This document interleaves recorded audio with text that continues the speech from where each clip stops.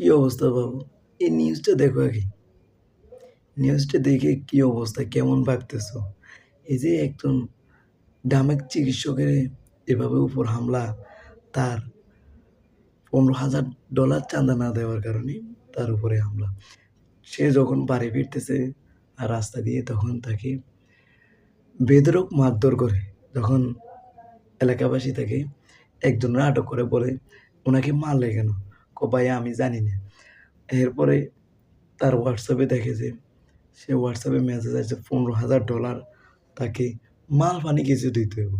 মাল পানি না দেওয়ার কারণে তাকে এই অবস্থা করছে। একজন ডামেক চিকিৎসক।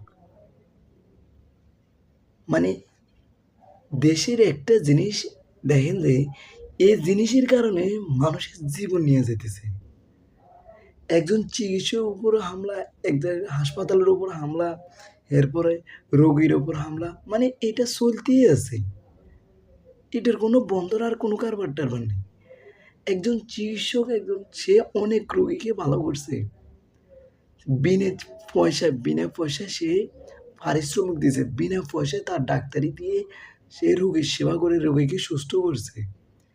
আর ওই চিকিৎসার উপরে এভাবে চাঁদা না পেয়ে হামলা।